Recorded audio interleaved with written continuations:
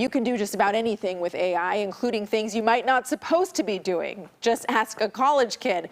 A lot of students have been using AI to do their homework, to write essays, to make presentations. And it isn't like you're ripping off someone else's existing work. So telling the difference between something created by AI and created by a person can be difficult. The Biden administration is actually considering some regulations, but it's unclear how they would even be enforced. We asked people in San Francisco what they think about this technology. I think manipulating people through the use of that data and what it's learning stresses me out. I don't like that, including, politically and like how it might affect how we vote and things like that. I think people can really do incredible work, and it's on the borderline of cheating, right? I had to produce a job description last week. I just put in just some bullet points of what the job description was about. I hit a button and wow, it came out. It was just absolutely perfect.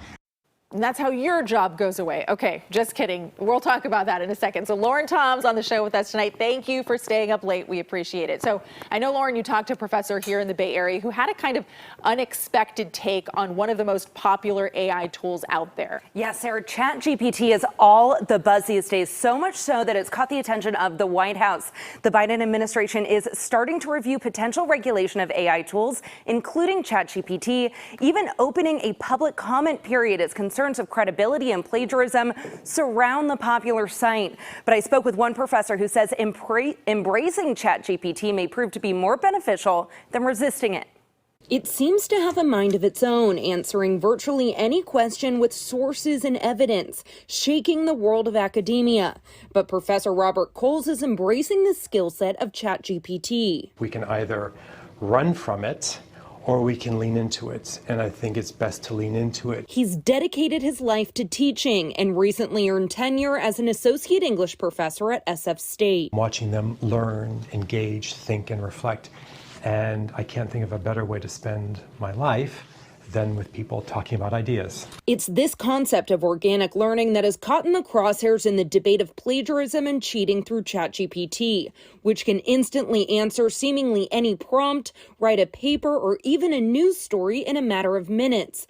But Coles says it has more to offer as a learning tool. Wikipedia came about. There was this panic about, oh my God, it's going to increase with plagiarism and to be all these factual issues. And now you see actually Wikipedia still exists, and it's a genre unto itself. And there are a lot of teachers who integrate it into the classroom and getting students actually to write up Wikipedia pages. And now he's encouraging his own faculty to embrace the latest AI tool in a similar way. You can use it to help outline a paper if you're doing that. Like, this is what I've come up with, what does the chat do? Maybe you want to blend them a little bit. So there's a conversation going on there. So it's not you're just adopting something and not thinking about it, but there's a reflective component that becomes essential. We put ChatGPT to the test. Coles started with a basic prompt often used in literature courses. So there we go. So it gives Jane Austen's final completed novel, Persuasion is a timeless story of love, loss, and second chances. And it continues to go on. And I didn't set any particular parameters around it, so you can see it's actually kind of producing multiple paragraphs here. But then I asked him to frame the question in a way he would ask his own students. We've stumped it. So maybe that's a particular genre that it can't do with Jane Austen, which, I don't know. Op-eds aren't really responding to Jane Austen. Coles says that even with his positive outlook on ChatGPT, plagiarism is still a concern, but it shouldn't be the driving force of the conversation. Instead, he says educators should take a more constructive approach to its existence in education today. Okay, we have been talking about all of the things that you could do with this, and I'm just starting to play with ChatGPT a little bit. It's written me poems and things like that. But is there some things that it can't do? Like, what are the limitations? Yeah, Sarah, it can do a lot, but it does have some limitations. It learns with every question, but its knowledge is limited after about 2021. So it may not be able to answer questions about current events or new concepts from 2022 and beyond. It can also produce biased or incorrect content depending on the question.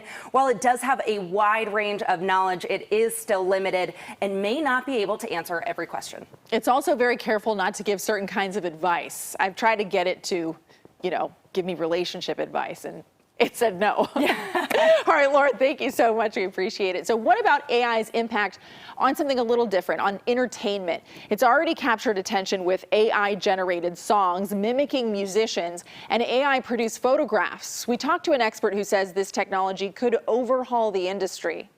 It goes to some of the most basic and yet seemingly impenetrable to technology capabilities, which is basically the creative human mind.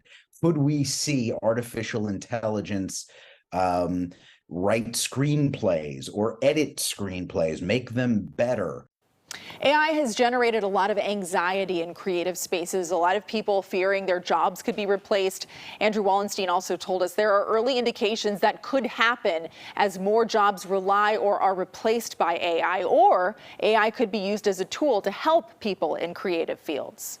So what about news anchors? Could we one day be replaced by AI? Do you think you could tell the difference between a robot and the real me? Okay, that was not me. That was an AI-generated clone of my voice. A machine uses these snippets of audio clips of my voice to create a clone, and then it'll read anything we dictate as me.